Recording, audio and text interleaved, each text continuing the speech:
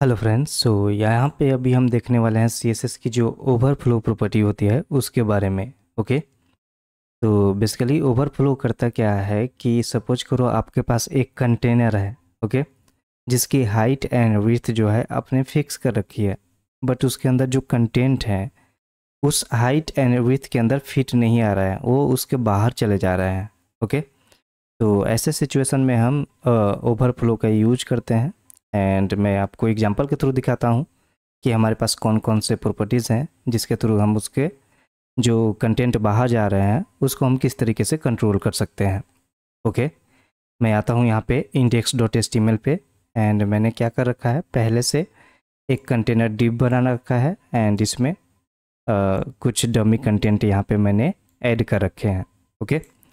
इसको मैं control S कर लेता हूँ एंड यहाँ पे मैं इसको रन कर लेता हूँ। ओके। तो ये हमारे पास डमी कंटेंट आ चुके हैं यहाँ पे। मैं थोड़ा सा यहाँ पे स्टाइल अप्लाई कर लेता हूँ। तो सिंपली जो कंटेनर है उसको मैं क्या करता हूँ, ओके, जो हमारा पेरेंट क्लास है उसका नाम मैंने कंटेनर रखा है। ठीक है। तो कंटेनर का जो पैडिंग देता हूँ यहाँ पे पैडिंग 15 पिक्सल। ओके। एंड मैं इसका विड्थ दे देता हूँ, इसकी विड्थ हो जाएगी आपकी 400 पिक्सल।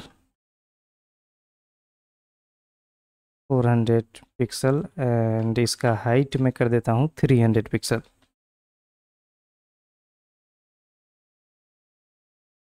ओके। एंड इसका हाइट हो गया है 300 पिक्सल। इसको मैं सेंटर में लाना चाहता हूँ। तो सिंपली सेंटर में लाने के लिए क्या करना होता है, आपको करना होता है मार्जिन ऑटो। ओके। तो मार्जिन ऑटो करोगे तो ये क्या होगा, लेफ़्ट एंड राइट से सेंटर में आ जाएगा। बट मैं टॉप से भी चाहता हूँ कि कुछ गैप हो, तो सिंपली यहाँ पे टॉप में मैं कर देता हूँ 40 पिक्सल। ओके। एंड यहाँ पे मैं बॉर्डर भी दे देता हूँ एक। सिंपली यहाँ पे लिखेंगे border 3 pixel solid red. Okay. तो ये हमारे पास जो कंटेनर है उस पर border and height and width apply हो गई। ओके।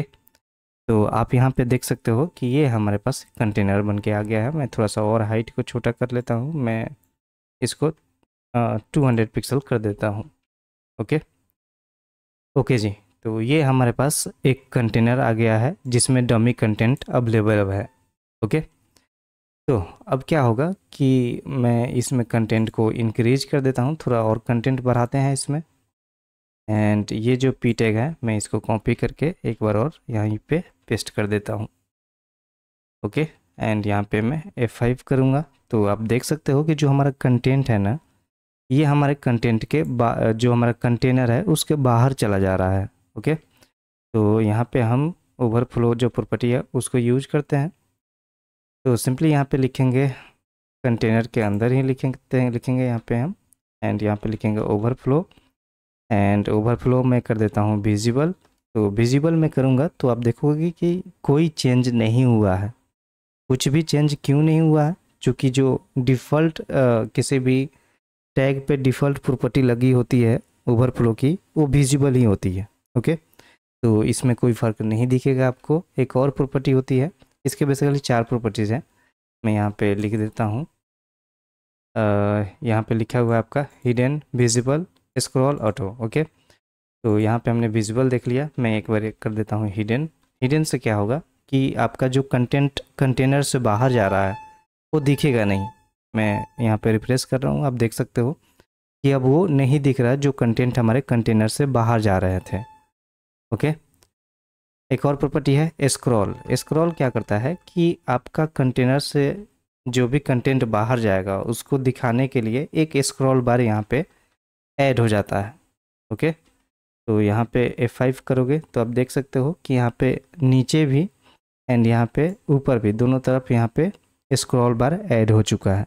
ओके। क्योंकि हमारा कंटेंट जो है ये वर्टिकली यानी कि टॉप टू बॉटम से हमारे जो कंटेनर है उसे बाहर जा रहा है, इसलिए जो स्क्रॉल बार है ये इधर को ऐड हुआ है। ओके। यदि ये लेफ़्ट टू राइट भी बाहर जाता तो यहाँ पे भी ये स्क्रॉल बार ऐड हो जाता है। ठीक है। ओके जी। एक और प्रॉपर्टी है हमारे पास ऑटो।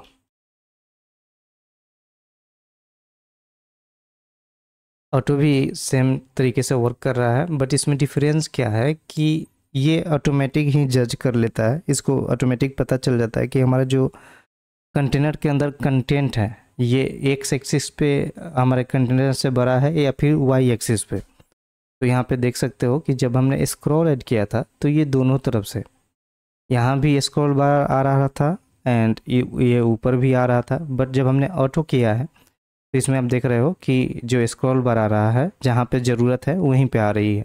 ओके, क्योंकि वर्टिकली वाई एक्सिस पे ही हमारा कंटेंट ज़्यादा है, कंटेनर के बाहर जा रहा है। ओके, एक और मैजिक मैं आपको दिखाता हूँ। मैं यहाँ से कंटेंट को कम कर लेता हूँ, ठीक है। मैं एक पैरा को और यहाँ से रिमूव कर देता हूँ।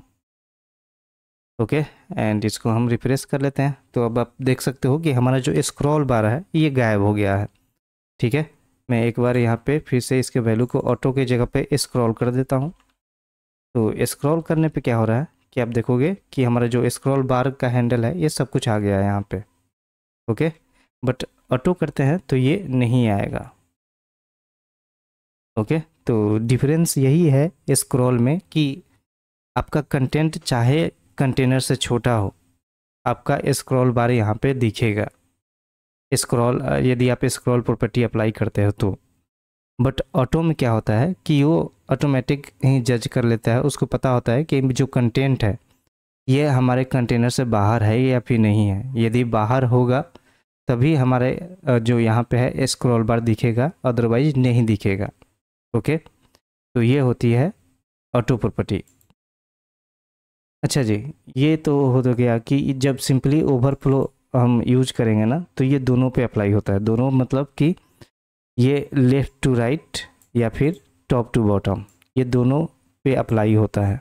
ओके, जो टॉप टू बॉटम होता है ये होता है आपका वाई एक्सिस, एंड जो लेफ़्ट टू राइट होता है ये होता है आपका एक्स एक्सिस। ओके, तो अभी जो हमारा कंटेंट कंटेनर से बाहर जा रहा था ये वाई एक्सिस पे सब कुछ हो रहा था। ओके, तो अभी जितनी प्रॉपर्टी हमने देखा था वो हमें वाई एक्सिस पे भी अप्लाई कर सकते हैं। सिंपली यहाँ देखेंगे वाई, तो वाई में यहाँ पे हो गया ऑटो, तो ये सिमिलर इफेक्ट आएगा। ठीक है, कुछ चेंज नहीं हुआ। मैं कंटेंट को बढ़ाता हूँ यहाँ से, यहाँ पे एक बार मैं इसको यहाँ पे स्क्रॉल करके देख लेते हैं। सिंपली यहाँ लिखेंगे स्क्रॉल। ओके,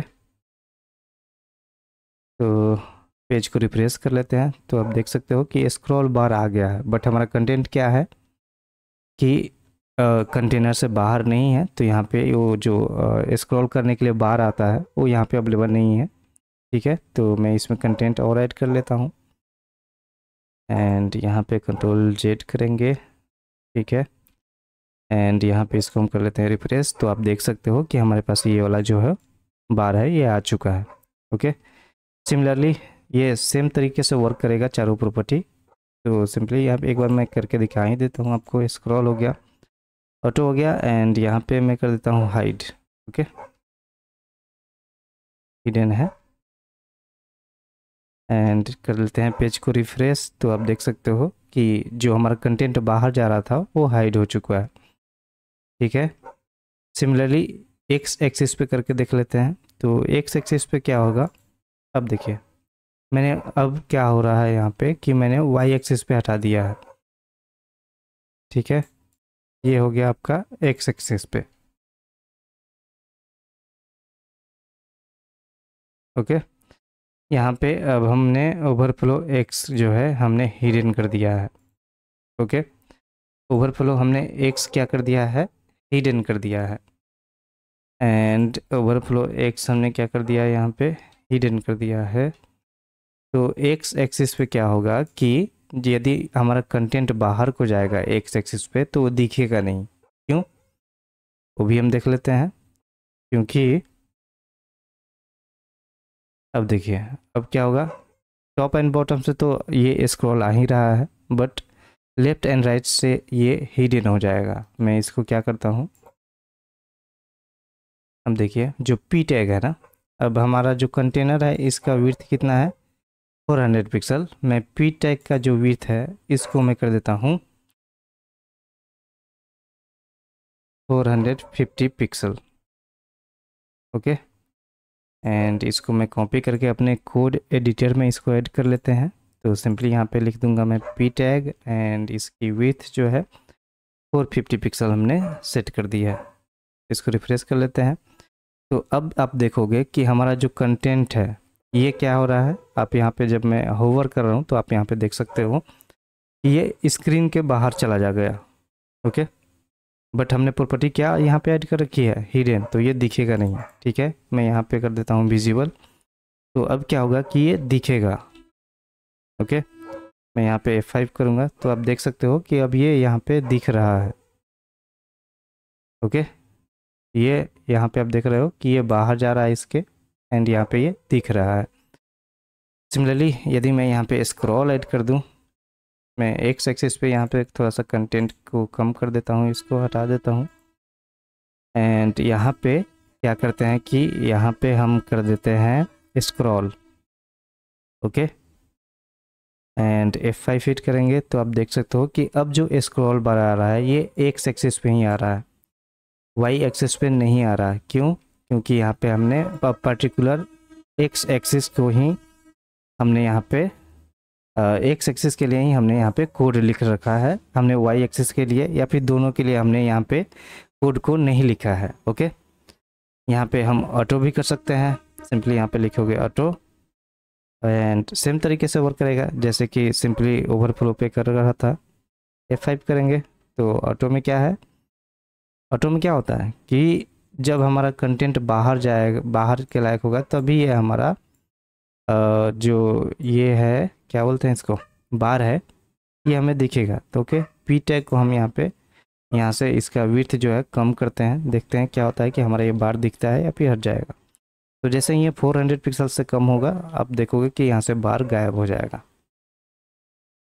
ओके, आप देख सकते हो कि बार गायब हो गया, और जैसे ही 400 पिक्सल से ज़्यादा होगा बार आ जाएगा।